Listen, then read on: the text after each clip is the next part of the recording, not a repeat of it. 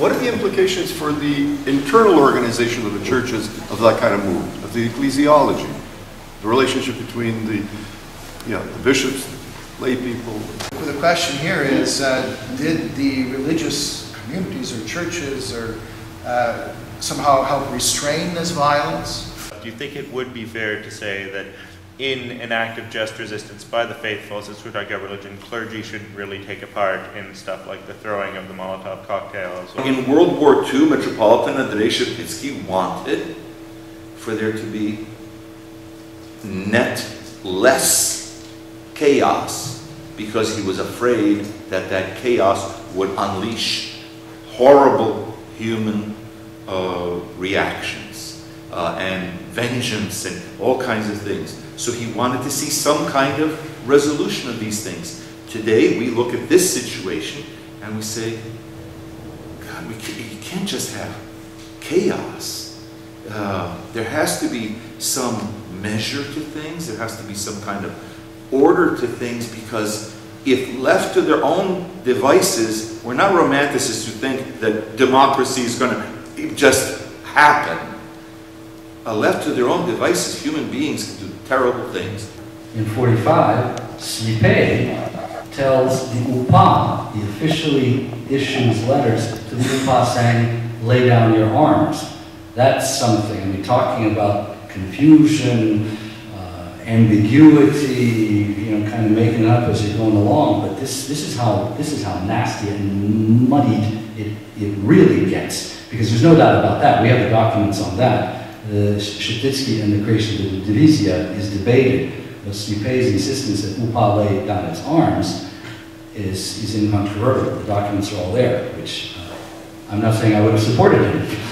I think it is criminally irresponsible of Western governments not to provide so-called lethal defensive weapons. I'm thinking specifically of anti-tank stuff and whatnot. There are three Orthodox churches. The largest one among them is the Ukrainian Orthodox Church in communion with the Moscow Patriarchate. According to the official statistics, in January 2013, it had 12,485 registered communities. Well, now the number of those communities has reduced. This is the only Ukrainian church recognized by the Fellowship of the Orthodox Churches worldwide. Even before the Maidan, the statistical surveys would prove that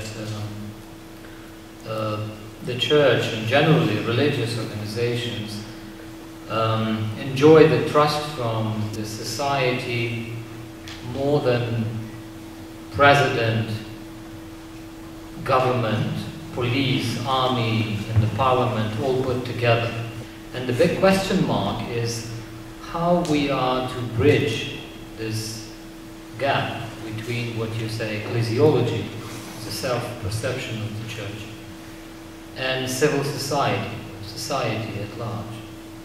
For me personally, the most tragic, most unfortunate aspect of our diaspora relationship to those people in Ukraine is that most of our Ukrainian Catholics and Ukrainian Orthodox would be incapable of following along in singing or understanding or having any appreciation for the chants and the religious hymnography and the prayers that were being sung and read hour after hour on the Maidan.